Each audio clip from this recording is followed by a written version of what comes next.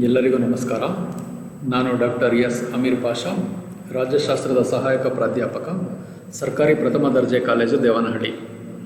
ಈ ಆನ್ಲೈನ್ ತರಗತಿಯ ಮೂಲಕ ನಾನು ಇಂದು ಬೆಂಗಳೂರು ಉತ್ತರ ವಿಶ್ವವಿದ್ಯಾಲಯದ 5ನೇ ಸೆಮಿಸ್ಟರ್ BA ರಾಜ್ಯಶಾಸ್ತ್ರ ಪತ್ರಿಕೆ 5.2 ಇದರಲ್ಲಿ 23ನೇ ಅಧಿವೇಶನದ ಬಗ್ಗೆ ವಿವರಿಸ್ತಾ ಇದ್ದೀನಿ.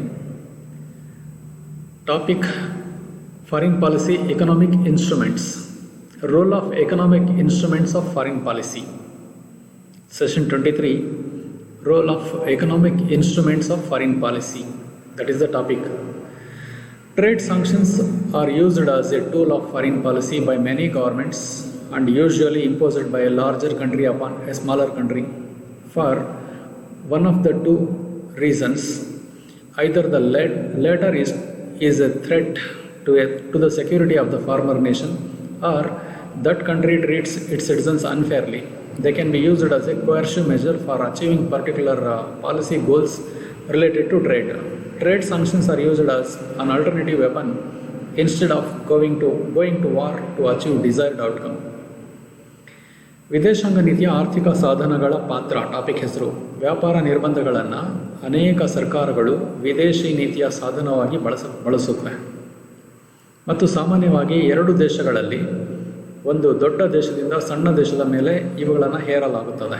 ಎರಡನೇದಾಗಿ, ರಾಷ್ಟ್ರದ ಭದ್ರತೆಗೆ ಅಪಾಯವಾಗುತ್ತದೆ ಅಂತ ತಿಳಿದಾಗ ವ್ಯಾಪಾರಕ್ಕೆ ಸಂಬಂಧಿಸಿದ ನಿರ್ದಿಷ್ಟ ನೀತಿ ಗುರಿಗಳನ್ನು ಸಾಧಿಸಲು ಅವುಗಳನ್ನು ಬಲವಂತದ ಕ್ರಮವಾಗಿ ಬಳಸಬಹುದು.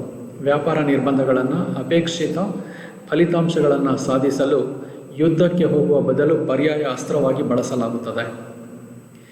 Some examples of trade sanctions are: the United States sanctioned Brazil over patent law in the late 1980s. The 50-year-old US embargo against Cuba. The US has imposed economic sanctions against Iran for years on the basis that the Iranian government sponsors groups who work against US interests. In March 2010, Brazil introduced sanctions against the US. These sanctions were placed because the US government was paying cotton farmers for their products against WTO rules. ವ್ಯಾಪಾರ ನಿರ್ಬಂಧಗಳ ಕೆಲವು ಉದಾಹರಣೆಗಳು ಅಂತ ಹೇಳಿದ್ರೆ, 1980ರ ದಶಕದ ಉತ್ತರಾರ್ಧದಲ್ಲಿ patent ಕಾನೂನಿನ ಮೇಲೆ America ಬ್ರೆಜಿಲ್ಗೆ ಅನುಮತಿ ನೀಡಿತು. ಕ್ಯೂಬಾ ವಿರುದ್ಧ 50 ವರ್ಷದ ಅಮೆರಿಕದ ನಿರ್ಬಂಧ. ಅಮೆರಿಕದ ಹಿತಾಸಕ್ತಿಗಳಿಗೆ ವಿರುದ್ಧವಾಗಿ ಕೆಲಸ ಮಾಡುವ ಗುಂಪುಗಳನ್ನು ಇರಾನ್ ಸರ್ಕಾರ ಬೆಂಬಲಿಸುತ್ತಿದೆ ಎಂಬ ಆಧಾರದ ಮೇಲೆ ಅಮೆರಿಕ ಇರಾನ್ ವಿರುದ್ಧ ಹಲವು ವರ್ಷಗಳಿಂದ ನಿರ್ಬಂಧಗಳನ್ನು ವಿಧಿಸ್ತಾ ಬಂದಿದೆ. ಮಾರ್ಚ್ 2010ರಲ್ಲಿ ಬ್ರೆಜಿಲ್ ಅಮೆರಿಕದ ವಿರುದ್ಧ ನಿರ್ಬಂಧಗಳನ್ನು ಪರಿಚಯಿಸಿತು. ವಿಶ್ವ ಸರ್ಕಾರವು ಹತ್ತಿ ರೈತರಿಗೆ ತಮ್ಮ ಉತ್ಪನ್ನಗಳಿಗೆ ವಿಶ್ವ ವಾಣಿಜ್ಯ ಸಂಸ್ಥೆಯ ನಿಯಮಗಳಿಗೆ ವಿರುದ್ಧವಾಗಿ ಪಾವತಿಸುತ್ತಿರೋದ್ರಿಂದ ಈ ನಿರ್ಬಂಧಗಳನ್ನು ಬ್ರೆಜಿಲ್ ಸರ್ಕಾರ ವಿಧಿಸಿತು. ಬಾಯ್ಕಾಟ್, ಬಹಿಷ್ಕಾರ. Boycott is the refusal of a state to establish or maintain trade, financial or other relations with another state or group of states. Boycott measures may include a complete or partial breaking of economic relations and rail, maritime, air, post, telegraph or radio communication, as well as the severing of diplomatic relations. The boycott may be retaliatory measure against illegal actions on the part of a state. A trade boycott organized by a government eliminates the import of either a specific commodity or the total range of export products sold by the country against which the boycott is organized. ಬಹಿಷ್ಕಾರ ಒಂದು ರಾಜ್ಯವನ್ನು ಮತ್ತೊಂದು ರಾಜ್ಯ ಅಥವಾ ರಾಜ್ಯಗಳ ಗುಂಪಿನೊಂದಿಗೆ ವ್ಯಾಪಾರ, ಹಣಕಾಸು, ಇತರೆ ಸಂಬಂಧಗಳನ್ನು ಸ್ಥಾಪಿಸಲು, ನಿರ್ವಹಿಸಲು ನಿರ್ಬಂಧಿಸುವುದು. ಬಹಿಷ್ಕಾರದ ಕ್ರಮಗಳು ಆರ್ಥಿಕ ಸಂಬಂಧಗಳು ಮತ್ತು ರೈಲು, ಕಡಲ, ವಾಯು, ಪೋಸ್ಟ್, ಟೆಲಿಗ್ರಾಫ್ ಮತ್ತು ರೇಡಿಯೋ ಸಂವಹನಗಳ ಸಂಪೂರ್ಣ ಅಥವಾ ಭಾಗಶಃ ಬಹಿಷ್ಕಾರ ಒಳಗೊಂಡಿರಬಹುದು. ಜೊತೆಗೆ ರಾಜತಾಂತ್ರಿಕ ಸಂಬಂಧಗಳನ್ನು ಬೇರ್ಪಡಿಸಬಹುದು. ಬಹಿಷ್ಕಾರವು ರಾಜ್ಯದ ಕಡೆಯಿಂದ ಕಾನೂನು ಬಾಹಿರ ಕ್ರಮಗಳ ವಿರುದ್ಧದ ಪ್ರತೀಕಾರದ ಕ್ರಮ ಆಗಿರಬಹುದು. ಸರ್ಕಾರವು ಆಯೋಜಿಸಿರುವ ವ್ಯಾಪಾರದ ಬಹಿಷ್ಕಾರ ಒಂದು ನಿರ್ದಿಷ್ಟ ಸರಕು ಅಥವಾ ದೇಶದಿಂದ ಮಾರಾಟವಾಗುವ ಒಟ್ಟು ರಫ್ತು ಉತ್ಪನ್ನಗಳ ಆಮದನ್ನು ತಡೆಗಟ್ಟಬಹುದು. ಅಂದರೆ ವಿದೇಶಾಂಗ ನೀತಿಯನ್ನು ಅನುಸರಿಸದ ರಾಷ್ಟ್ರದ ವಿರುದ್ಧ ಬಹಿಷ್ಕಾರ ಹಾಕೋದು, ಆ ರಾಷ್ಟ್ರದ ಜೊತೆ ಯಾವುದೇ ರೀತಿಯ ವ್ಯವಹಾರಗಳನ್ನು ಆರ್ಥಿಕವಾಗಿ ಅಥವಾ ಬೇರೆ ರೀತಿಯಲ್ಲಿ ಮಾಡದೇ ಇರತಕ್ಕಂಥದ್ದನ್ನು ಬಹಿಷ್ಕಾರ ಸೂಚಿಸುತ್ತೆ. The world community imposed economic, political, academic and sports sanctions against South Africa for practicing apartheid or pigmentation. The blacks were discriminated against in their country of birth. In November 1962, the United Nations General Assembly passed a resolution in 1761, a non-binding resolution establishing the United Nations Special Committee Against Apartheid and called for imposing economic and other sanctions on South Africa. The anti-apartheid movement continued until 1993. Owing to international pressure, the South African government agreed to end apartheid, and in 1994, the first democratic elections were held in South Africa. ವರ್ಣಭೇದ ನೀತಿ ಅನುಸರಿಸಿದ್ದಕ್ಕಾಗಿ ವಿಶ್ವ ಸಮುದಾಯ ದಕ್ಷಿಣ ಆಫ್ರಿಕಾದ ವಿರುದ್ಧ ಆರ್ಥಿಕ, ರಾಜಕೀಯ, ಶೈಕ್ಷಣಿಕ ಮತ್ತು ಕ್ರೀಡಾ ನಿರ್ಬಂಧಗಳನ್ನು ವಿಧಿಸಿತ್ತು.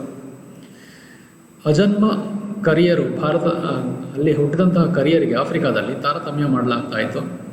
ನವೆಂಬರ್ 1962ರಲ್ಲಿ ವಿಶ್ವಸಂಸ್ಥೆಯ ಸಾಮಾನ್ಯ ಸಭೆ ವರ್ಣಭೇದ ನೀತಿಯ ವಿರುದ್ಧ ವಿಶೇಷ ಸಮಿತಿಯನ್ನು ಸ್ಥಾಪಿಸುವ ನಿರ್ಣಯವನ್ನು 1761ರಲ್ಲಿ ಅಂಗೀಕರಿಸಿತು ಮತ್ತು ದಕ್ಷಿಣ ಆಫ್ರಿಕಾದ ಮೇಲೆ ಆರ್ಥಿಕ ಮತ್ತು ಇತರೆ ನಿರ್ಬಂಧಗಳನ್ನು ಹೇರಲು ಕರೆ ನೀಡಿತು.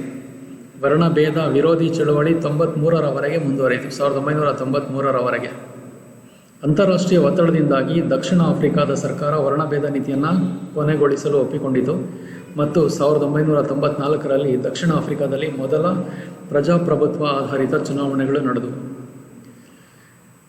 ಮತ್ತೊಂದು ಆರ್ಥಿಕ ಸಾಧನ ಡಂಪಿಂಗ್, ಸುರಿಯೋದು. Dumping is the act of charging a lower price for the like goods in a foreign market than one charge for the same good in a domestic market for consumption in the home market of the exporter. This is often referred to as selling at less than normal value on the same level of trade in the ordinary course of trade. Dumping occurs when manufacturers export a product to another country at a price either below the price charged in its home market. This technique is employed to put competitors out of business. Dumping ಎನ್ನುವುದು ರಫ್ತುದಾರರ ಗೃಹ ಮಾರುಕಟ್ಟೆಯಲ್ಲಿ ಬಳಕೆಗಾಗಿ ದೇಶೀಯ ಮಾರುಕಟ್ಟೆಯಲ್ಲಿ ಅದೇ ವಸ್ತುವಿಗೆ ಒಂದು ಶುಲ್ಕಕ್ಕಿಂತ ವಿದೇಶಿ ಮಾರುಕಟ್ಟೆಯಲ್ಲಿರ್ತಕ್ಕಂಥ ಸರಕುಗಳಿಗೆ ಕಡಿಮೆ ದರವನ್ನು ವಿಧಿಸ್ತಕ್ಕಂಥ ಕ್ರಿಯೆ. ಅಂದರೆ ಕಡಿಮೆ ಬೆಲೆಗೆ ವಸ್ತುಗಳನ್ನು ನಿಗದಿಪಡಿಸಿ ಅಂತಾರಾಷ್ಟ್ರೀಯ ಮಾರುಕಟ್ಟೆಯಲ್ಲಿ ಮಾರೋದು, ತೆಗೆದುಕೊಂಡೋಗಿ ಹೆಚ್ಚಾಗಿ ಸುರಿಯೋದು ವಸ್ತುಗಳನ್ನು, ಇತರರನ್ನು ಅಲ್ಲಿಂದ ಆ ಮಾರುಕಟ್ಟೆಯಿಂದ ಹೊರಗಡೆ ತಳ್ಳೋದಕ್ಕೋಸ್ಕರ ಅಥವಾ ನಿಯಂತ್ರಿಸೋದಕ್ಕೋಸ್ಕರ. ಸಾಮಾನ್ಯ ವಹಿವಾಟಿನಲ್ಲಿ ಅದೇ ಮಟ್ಟದ ವ್ಯಾಪಾರದಲ್ಲಿ ಸಾಮಾನ್ಯ ಮೌಲ್ಯಕ್ಕಿಂತ ಕಡಿಮೆ ಮೌಲ್ಯಕ್ಕೆ ಮಾರಾಟ ಮಾಡೋದು. ತಯಾರಕರು ಉತ್ಪನ್ನವನ್ನು ತನ್ನ ದೇಶದ ಮಾರುಕಟ್ಟೆಯಲ್ಲಿ ವಿಧಿಸುವ ಬೆಲೆಗಿಂತ ಕಡಿಮೆ ಬೆಲೆಗೆ ಮತ್ತೊಂದು ದೇಶಕ್ಕೆ ರಫ್ತು ಮಾಡುವಾಗ ಈ ಡಂಪಿಂಗ್ ಸಂಭವಿಸುತ್ತದೆ. ಇದನ್ನು ಏನಕ್ಕೆ ಬಳಸ್ತಾರೆ ಅಂತ ಹೇಳಿದ್ರೆ, ಸ್ಪರ್ಧಿಗಳನ್ನು ವ್ಯವಹಾರದಿಂದ ಹೊರಗಡೆ ಇಡೋದಕ್ಕೆ ಈ ತಂತ್ರನ ಬಳಸಲಾಗುತ್ತೆ.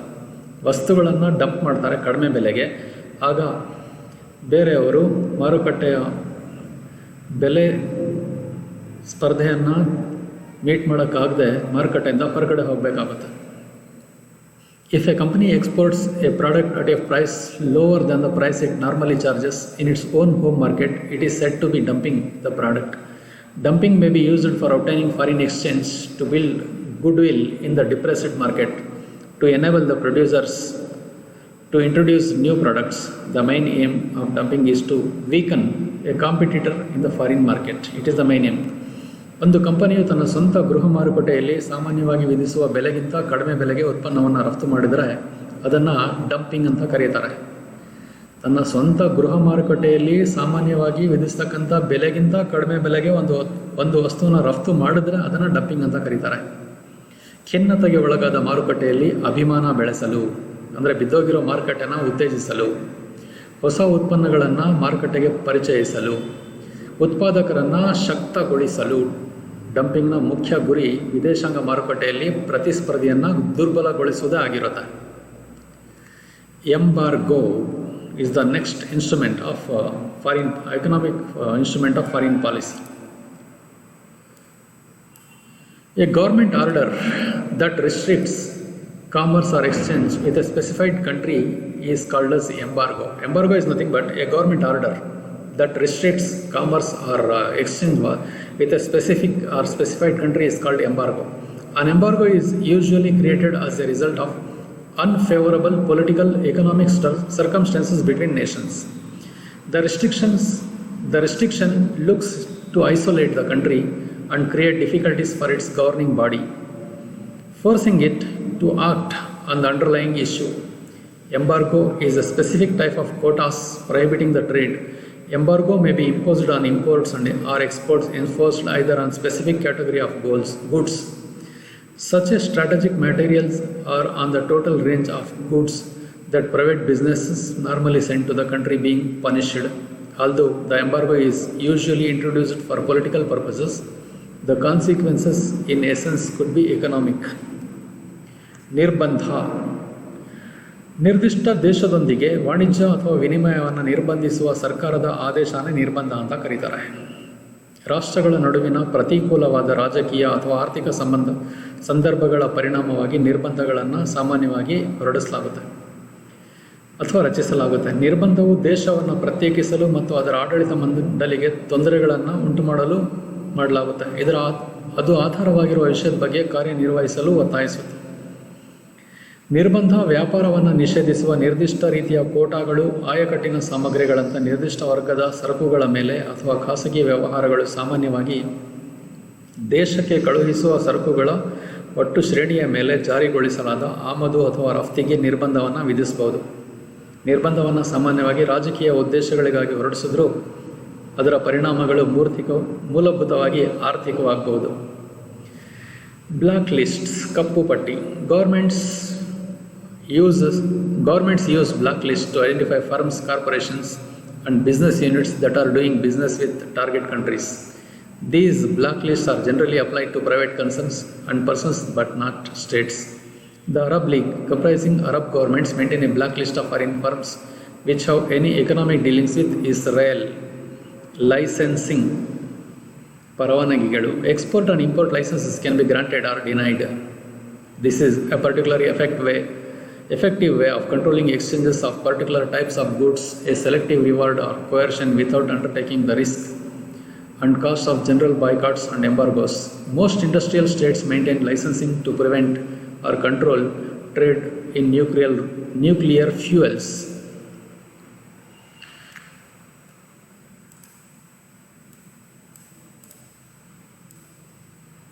ಕಪ್ಪು ಪಟ್ಟಿಗಳು. ಉದ್ದೇಶಿತ ದೇಶಗಳೊಂದಿಗೆ ವ್ಯವಹಾರ ನಡೆಸುತ್ತಿರುವ ಸಂಸ್ಥೆಗಳು, ನಿಗಮಗಳು ಮತ್ತು ವ್ಯಾಪಾರ ಘಟಕಗಳನ್ನು ಗುರುತಿಸಲು ಸರ್ಕಾರಗಳು ಕಪ್ಪು ಪಟ್ಟಿಯನ್ನು ಬಳಸುತ್ತವೆ. ಈ ಕಪ್ಪು ಪಟ್ಟುಗಳನ್ನು ಸಾಮಾನ್ಯವಾಗಿ ಖಾಸಗಿ ಕಾಳಜಿ ಮತ್ತು ವ್ಯಕ್ತಿಗಳಿಗೆ ಅನ್ವಯಿಸಲಾಗುತ್ತದೆ, ಆದರೆ ರಾಜ್ಯಗಳಿಗೆ ಇದನ್ನು ಅನ್ವಯಿಸುವುದಿಲ್ಲ. ಅರಬ್ ಸರ್ಕಾರಗಳನ್ನು ಒಳಗೊಂಡ ಅರಬ್ ಲೀಗ್ ಇಸ್ರೇಲ್ ಜೊತೆ ಯಾವುದೇ ಆರ್ಥಿಕ ವ್ಯವಹಾರಗಳನ್ನು ಹೊಂದಿರತಕ್ಕಂಥ ವಿದೇಶಿ ಸಂಸ್ಥೆಗಳನ್ನು ಕಪ್ಪು ಪಟ್ಟಿಗೆ ಸೇರಿಸುತ್ತದೆ. ಇದನ್ನೇ ಕಪ್ಪು ಪಟ್ಟಿ ಅಂತ ಕರೀತಾರೆ. ಪರವಾನಗಿ. ರಫ್ತು ಮತ್ತು ಆಮದು ಪರವಾನಗಿಗಳನ್ನು ಸರ್ಕಾರ ನಿಗದಿಪಡಿಸೋದರ ಮೂಲಕ ಅಥವಾ ನೀಡಬಹುದು ಅಥವಾ ನಿರಾಕರಿಸಬಹುದು. ಸಾಮಾನ್ಯ ಬಹಿಷ್ಕಾರಗಳು ಮತ್ತು ನಿರ್ಬಂಧಗಳ ಅಪಾಯಗಳು ಮತ್ತು ವೆಚ್ಚಗಳನ್ನು ಕೈಗೊಳ್ಳದೆ ನಿರ್ದಿಷ್ಟ ರೀತಿಯ ಒಳ್ಳೆಯ ವಿನಿಮಯವನ್ನು ನಿಯಂತ್ರಿಸುವ ನಿರ್ದಿಷ್ಟವಾಗಿ ಪರಿಣಾಮಕಾರಿ ಮಾರ್ಗವಾಗಿ ಈ ಪರವಾನಗಿಯನ್ನು ಬಳಸಿಕೊಳ್ಳಲಾಗುತ್ತೆ. ಆಯ್ದ ಪ್ರತಿಫಲ ಅಥವಾ ಬಲಾತ್ಕಾರ. ಹೆಚ್ಚಿನ ಕೈಗಾರಿಕಾ ರಾಜ್ಯಗಳು ಪರಮಾಣು ಇಂಧನಗಳ ವ್ಯಾಪಾರವನ್ನು ತಡೆಯಲು ಅಥವಾ ನಿಯಂತ್ರಿಸಲು ಪರವಾನಗಿ ನಿಯಮವನ್ನು ಪಾಲಿಸುತ್ತವೆ. Freezing assets.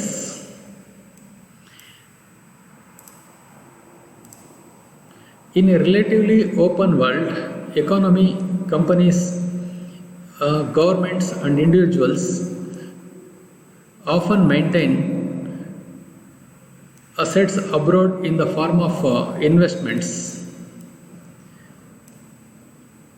bank accounts and real estate. Freezing of assets is basically financial in nature, and if assets are sufficiently large, it remains hostage. In 1979, the US froze assets of Iran in retaliation for the invention of the US embassy in Tehran. ಘನೀಕರಿಸುವ ಸ್ವತ್ತುಗಳು. Freeze ಮಾಡಿಬಿಡೋದು. ತುಲನಾತ್ಮಕವಾಗಿ ಅಥವಾ ತುಲನಾತ್ಮಕವಾಗಿ ಮುಕ್ತ ವಿಶ್ವ ಆರ್ಥಿಕತೆಯಲ್ಲಿ ಕಂಪನಿಗಳು, ಸರ್ಕಾರಗಳು ಮತ್ತು ವ್ಯಕ್ತಿಗಳು ವಿದೇಶದಲ್ಲಿ ಸ್ವತ್ತುಗಳನ್ನು ಹೂಡಿಕೆ, ಬ್ಯಾಂಕ್ ಖಾತೆಗಳು ಮತ್ತು ರಿಯಲ್ ಎಸ್ಟೇಟ್ ರೂಪದಲ್ಲಿ ನಿರ್ವಹಿಸುತ್ತವೆ. ಇಂತಹ ಸ್ವತ್ತುಗಳನ್ನು ಘನೀಕರಿಸುವ ಮೂಲಕ ಒಂದು ರಾಷ್ಟ್ರ ಇನ್ನೊಂದು ರಾಷ್ಟ್ರನ ನಿಯಂತ್ರಿಸೋದಕ್ಕೆ ಪ್ರಯತ್ನಿಸುತ್ತೆ. ಘನೀಕರಿಸುವಿಕೆಯು ಮೂಲತಃ ಹಣಕಾಸಿನ ಸ್ವರೂಪದಲ್ಲಿರುತ್ತೆ ಮತ್ತು ಸ್ವತ್ತುಗಳು ಸಾಕಷ್ಟು ದೊಡ್ಡದಾಗಿದ್ದರೆ ಒತ್ತೆಯಾಳುಗಳಾಗಿ ಉಳಿಯುತ್ತವೆ. ಉದಾಹರಣೆಗೆ, ಟೆಹರಾನ್ನಲ್ಲಿರುವ US ರಾಯಭಾರ ಕಚೇರಿಯ ಆಕ್ರಮಣಕ್ಕೆ ಪ್ರತೀಕಾರವಾಗಿ 1979ರಲ್ಲಿ ಅಮೆರಿಕ ಇರಾನ್ನ ಸ್ವತ್ತುಗಳನ್ನು ಸ್ಥಗಿತಗೊಳಿಸಿತ್ತು. Loans and grants. Since ancient times, grants of loans and gifts or grants have been instruments of national policy. The existence of large number of poor and backward states has encouraged the rich and developed states to increasingly use loans and grants as instruments for securing their national interests. The objective of the donor can be specific or general, and the means taken to reach it can be direct or indirect. Grants or gifts are given outwardly on humanitarian grounds, but actually these are also designed to serve a particular interest of the donor country. Loans are also used as devices for keeping the recipients dependent upon the donors. ಸಾಲಗಳು ಮತ್ತು ಅನುದಾನಗಳನ್ನು ನೀಡೋದು ಅಥವಾ ನಿರಾಕರಿಸುವುದರ ಮೂಲಕ ಒಂದು ರಾಷ್ಟ್ರ ತನ್ನ ವಿದೇಶಾಂಗ ನೀತಿ ಜಾರಿಗೆ ಬರುವಂತೆ ನೋಡಿಕೊಳ್ಳುತ್ತೆ. ಪ್ರಾಚೀನ ಕಾಲದಿಂದಲೂ ಸಾಲಗಳು ಮತ್ತು ಉಡುಗೊರೆಗಳು ಅಥವಾ ಅನುದಾನಗಳು ರಾಷ್ಟ್ರೀಯ ವಿದೇಶಾಂಗ ನೀತಿಯ ಸಾಧನಗಳಾಗಿರುತ್ತವೆ. ಹೆಚ್ಚಿನ ಸಂಖ್ಯೆಯ ಬಡ ಮತ್ತು ಹಿಂದುಳಿದ ರಾಷ್ಟ್ರಗಳ ಅಸ್ತಿತ್ವ ಶ್ರೀಮಂತ ಮತ್ತು ಅಭಿವೃದ್ಧಿ ಹೊಂದಿದ ರಾಷ್ಟ್ರಗಳು ತಮ್ಮ ರಾಷ್ಟ್ರೀಯ ಹಿತಾಸಕ್ತಿಗಳನ್ನು ಭದ್ರಪಡಿಸುವ ಸಾಧನಗಳಾಗಿ ಸಾಲ ಮತ್ತು ಅನುದಾನವನ್ನು ಹೆಚ್ಚಾಗಿ ಬಳಸುವಂತೆ ಪ್ರೋತ್ಸಾಹಿಸುತ್ತವೆ. ದಾನಿಯ ಉದ್ದೇಶ ನಿರ್ದಿಷ್ಟ ಅಥವಾ ಸಾಮಾನ್ಯವಾಗಿರಬಹುದು ಮತ್ತು ಅದನ್ನು ತಲುಪಲು ತೆಗೆದುಕೊಳ್ಳುವ ವಿಧಾನಗಳು ನೇರ ಅಥವಾ ಪರೋಕ್ಷವಾಗಿರಬಹುದು. ಅನುದಾನ ಅಥವಾ ಉಡುಗೊರೆಗಳನ್ನು ಬಾಹ್ಯವಾಗಿ ಮಾನವೀಯತೆ ಆಧಾರದ ಮೇಲೆ ನೀಡಲಾಗುತ್ತೆ, ಆದರೆ ವಾಸ್ತವಿಕವಾಗಿ ಇವುಗಳನ್ನು ದಾನ ನೀಡಿದಂತಹ ದೇಶದ ನಿರ್ದಿಷ್ಟ ಆಸಕ್ತಿ ಹಿತಾಸಕ್ತಿಗಳನ್ನು ಪೂರೈಸುವಂತೆ ವಿನ್ಯಾಸಗೊಳಿಸಲಾಗಿರುತ್ತೆ. ಸ್ವೀಕರಿಸುವವರನ್ನು ದಾನಿಗಳ ಮೇಲೆ ಅವಲಂಬಿತವಾಗಿಡಲು ಈ ಸಾಲಗಳನ್ನು ಸಾಧನಗಳಾಗಿ ಬಳಸಲಾಗುತ್ತೆ. ಅಂದರೆ ಕೊಡೋರು ತೆಗೆದುಕೊಳ್ಳುವವರ ಮೇಲೆ ನಿಯಂತ್ರಣ ಸಾಧಿಸ್ತಾರೆ. ಕೊಡೋರು ಶ್ರೀಮಂತರು, ತೆಗೆದುಕೊಳ್ಳೋರು ಬಡ ರಾಷ್ಟ್ರಗಳು ತಾವು ಹೇಳಿದಂತೆ ಕೇಳೋ ಹಾಗೆ ಮಾಡೋದಕ್ಕೋಸ್ಕರ ಶ್ರೀಮಂತ ರಾಷ್ಟ್ರಗಳು ಸಾಲ ಮತ್ತು ಅನುದಾನಗಳನ್ನು ನೀಡ್ತಾ ಇರುತ್ತೆ. ಪ್ರೀಎಂಪ್ಟಿವ್ ಬೈಯಿಂಗ್, ಪೂರ್ವಭಾವಿ ಖರೀದಿ. Preemptive buying is used as an instrument of foreign policy at the time of an international crisis or war. Preemptive buying is also called the principle of preemption. A state makes a purchase in a neutral country to prevent the same getting into the hands of the enemy. The main motive is to deprive the enemy of the needful goods. In the words of Paul Enzig, the whole substance of the principle of preemption lies in the diversion of supplies from the enemy irrespective of commercial considerations. During the initial years of the Second World War, it was successfully employed by Germany for harming Britain. ಪೂರ್ವಭಾವಿ ಖರೀದಿಯನ್ನು ಅಂತಾರಾಷ್ಟ್ರೀಯ ಬಿಕ್ಕಟ್ಟು ಅಥವಾ ಯುದ್ಧದ ಸಮಯದಲ್ಲಿ ವಿದೇಶಾಂಗ ನೀತಿಯ ಸಾಧನವಾಗಿ ಬಳಸಲಾಗುತ್ತೆ. ಪೂರ್ವಭಾವಿ ಖರೀದಿಯನ್ನು ಪೂರ್ವ ಎಂಪೇಷನ್ ತತ್ವ ಎಂಬುದಾಗಿ ಕರೆಯಲಾಗುತ್ತೆ. ಒಂದು ರಾಜ್ಯವು ತಟಸ್ಥ ದೇಶದಲ್ಲಿ ಖರೀದಿ ಮಾಡುತ್ತೆ. ಅದು ಶತ್ರು ದೇಶಗಳ ಕೈಗೆ ಬರೋದನ್ನು ಒಂದು ನಿರ್ದಿಷ್ಟ ವಸ್ತು ಶತ್ರುಗಳಿಗೆ ಸಿಗದಂತೆ ತಡೆಯೋ ಉದ್ದೇಶಕ್ಕೋಸ್ಕರ ಅದಕ್ಕಿಂತ ಮೊದಲೇ ಕೊಂಡುಕೊಂಡು ಬಿಡ್ತಕ್ಕಂಥದ್ದು. ಅಗತ್ಯವಿರುವ ಸರಕುಗಳ ಶತ್ರುವನ್ನು ಕಸಿದುಕೊಳ್ಳೋದು ಮುಖ್ಯ ಉದ್ದೇಶ. ಪೌಲ್ ಐನ್ಸಿಗ್ ಅವರ ಮಾತಲ್ಲಿ ಹೇಳೋದಾದರೆ, ವಾಣಿಜ್ಯ ಪರಿಗಣನೆಗಳ ಹೊರತಾಗಿಯೂ ಶತ್ರುಗಳಿಂದ ಸರಬರಾಜುಗಳನ್ನು ಬೇರೆಡೆಗೆ ತಿರುಗಿಸುವುದರಲ್ಲಿ ಪೂರ್ವಭಾವಿ ತತ್ವದ ಸಂಪೂರ್ಣ ವಸ್ತು ಅಡಗಿರುತ್ತೆ. ಎರಡನೇ ಮಹಾಯುದ್ಧದ ಆರಂಭಿಕ ವರ್ಷಗಳಲ್ಲಿ ಬ್ರಿಟನ್ಗೆ ಹಾನಿ ಮಾಡೋದಕ್ಕಾಗಿ ಜರ್ಮನಿ ಈ ತಂತ್ರನ ಹೆಚ್ಚಾಗಿ ಬಳಸ್ಕೊಳ್ತು. ಅಂದರೆ ಬ್ರಿಟನ್ನಿಗೆ ವಸ್ತುಗಳು ಸಿಗದಂತೆ ಪೂರ್ವಭಾವಿಯಾಗಿ ಜರ್ಮನಿ ಖರೀದಿಸೋದ್ರ ಮೂಲಕ ಬ್ರಿಟನ್ನನ್ನು ನಿಯಂತ್ರಣ ಮಾಡೋಕ್ಕೆ ಪ್ರಯತ್ನ ಪಡ್ತು. Control of enemy assets. It is also an important economic instrument of foreign policy. Most of the financial interests of a foreign nationality in a particular state are owned by individuals and not by the foreign state. When in times of war or as a measure of retaliation, such foreign assets are seized by a state. The auction is referred to as the control of enemy assets. These assets are usually in the form of credits, debts, funds, deposits, insurance policies, stocks and bonds, monetary claims and patent rights, ships, real estate, or treasures, or anything owned by the enemy nationals. It was very common practice until the 13th century, at which times assets began to acquire a degree of immunity based on the principle of reciprocity. ಶತ್ರು ಸ್ವತ್ತುಗಳ ನಿಯಂತ್ರಣ. ನಿರ್ದಿಷ್ಟ ರಾಜ್ಯದಲ್ಲಿ ವಿದೇಶಿ ರಾಷ್ಟ್ರೀಯತೆಯ ಹೆಚ್ಚಿನ ಆರ್ಥಿಕ ಹಿತಾಸಕ್ತಿಗಳು ವ್ಯಕ್ತಿಗಳ ಒಡೆತನದಲ್ಲಿದೆ ಮತ್ತು ವಿದೇಶಿ ರಾಜ್ಯದಿಂದಲ್ಲ.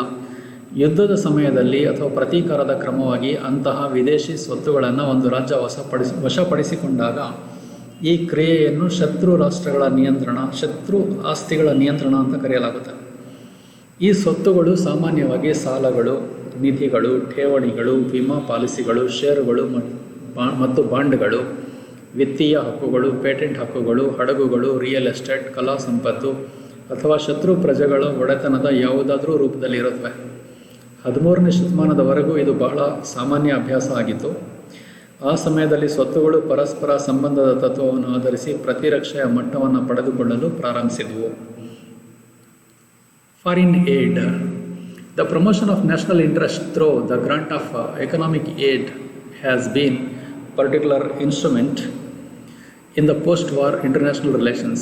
The superpowers, particularly the USA, used economic aid as a means for consolidating and increasing its spheres of influence in Europe. The US economic aid was given in three forms: economic aid as relief to war-affected countries and for their economic reconstruction. B. Economic aid to new states for their socio-economic political modernization and stability. C. Economic aid for fighting the growing menace of communism. Soviet aid was given to communist countries for securing their consolidation against the capitalist threat to the socialist system. Economic aid is used as a means for influencing the policies of the recipients. ವಿದೇಶಿ ನೆರವು. ಆರ್ಥಿಕ ನೆರವು ನೀಡುವ ಮೂಲಕ ರಾಷ್ಟ್ರೀಯ ಹಿತಾಸಕ್ತಿಯನ್ನು ಉತ್ತೇಜಿಸುವುದು ಯುದ್ಧ ನಂತರದ ಅಂತಾರಾಷ್ಟ್ರೀಯ ಸಂಬಂಧಗಳಲ್ಲಿ ಜನಪ್ರಿಯ ಸಾಧನವಾಗಿದೆ. ಸೂಪರ್ ಶಕ್ತಿಗಳು, ವಿಶೇಷವಾಗಿ USA ಮತ್ತು USA ಯುರೋಪ್ನಲ್ಲಿ ತನ್ನ ಪ್ರಭಾವದ ಕ್ಷೇತ್ರಗಳನ್ನು ಬಲಪಡಿಸಲು ಮತ್ತು ಹೆಚ್ಚಿಸಲು ಆರ್ಥಿಕ ಸಹಾಯವನ್ನು ಬಳಸಿಕೊಂಡಿತು. ಅಮೆರಿಕ ಆರ್ಥಿಕ ಸಹಾಯವನ್ನು 3 ರೂಪಗಳಲ್ಲಿ ನೀಡ್ತಾ ಇತ್ತು. ಯುದ್ಧ ಪೀಡಿತ ದೇಶಗಳಿಗೆ ಅವರ ಆರ್ಥಿಕ ಪುನರ್ನಿರ್ಮಾಣಕ್ಕೆ ಆರ್ಥಿಕ ನೆರವು ನೀಡೋದು, ಹೊಸ ರಾಜ್ಯಗಳಿಗೆ ಅವರ ಸಾಮಾಜಿಕ, ಆರ್ಥಿಕ, ರಾಜಕೀಯ ಆಧುನೀಕರಣ ಮತ್ತು ಸ್ಥಿರತೆಗಾಗಿ ಆರ್ಥಿಕ ನೆರವು ನೀಡೋದು. ಸಿ. ಆರ್ಥಿಕ ನೆರವು ಕೋಮುವಾದದ ಹೆಚ್ಚುತ್ತಿರುವ ಭೀತಿಯ ವಿರುದ್ಧ ಹೋರಾಡಲು ನೀಡತಕ್ಕಂಥದ್ದು. ಸಮಾಜವಾದಿ ವ್ಯವಸ್ಥೆಗೆ ಬಂಡವಾಳಶಾಹಿ ಬೆದರಿಕೆಯ ವಿರುದ್ಧ ಬಲವರ್ಧನೆಗಾಗಿ ಕಮ್ಯುನಿಸ್ಟ್ ರಾಷ್ಟ್ರಗಳಿಗೆ ಸೋವಿಯತ್ ರಾಷ್ಟ್ರ ನೆರವು ನೀಡುತ್ತೆ. ಆರ್ಥಿಕ ಸಹಾಯವನ್ನು ಸ್ವೀಕರಿಸುವವರ ನೀತಿಗಳ ಮೇಲೆ ಪ್ರಭಾವ ಬೀರುವ ಸಾಧನವಾಗಿ ಬಳಸುತ್ತವೆ. ಸಾಮಾನ್ಯವಾಗಿ ಎರಡು ದೊಡ್ಡ ದೇಶಗಳಲ್ಲಿ ಒಂದು ದೊಡ್ಡ ದೇಶದಿಂದ ಸಣ್ಣ ದೇಶದ ಮೇಲೆ ಹೇರಲಾಗುತ್ತೆ. ಎರಡನೇದಾಗಿ ಹಿಂದಿನ ರಾಷ್ಟ್ರದ ಭದ್ರತೆಗೆ ಅಪಾಯವಾಗಿದೆ ಅಥವಾ ಆ ದೇಶವು ತನ್ನ ನಾಗರಿಕರನ್ನು ಪರಿಗಣಿಸುತ್ತದೆ. ಅನ್ಯಾಯವಾಗಿ ವ್ಯಾಪಾರಕ್ಕಾಗಿ ನಿರ್ದಿಷ್ಟ ಗುರಿಗಳನ್ನು ಸಾಧಿಸಲು ಬಲವಂತದ ಕ್ರಮವಾಗಿ ಬಳಸಬಹುದು. ವ್ಯಾಪಾರ ನಿರ್ಬಂಧಗಳನ್ನು ಅಪೇಕ್ಷಿತ ಫಲಿತಾಂಶ ಸಾಧಿಸಲು ಯುದ್ಧಕ್ಕೆ ಹೋಗುವ ಬದಲಾಗಿ ಪರ್ಯಾಯ ಅಸ್ತ್ರವಾಗಿ ಬಳಸಲಾಗುತ್ತದೆ. Thank you all.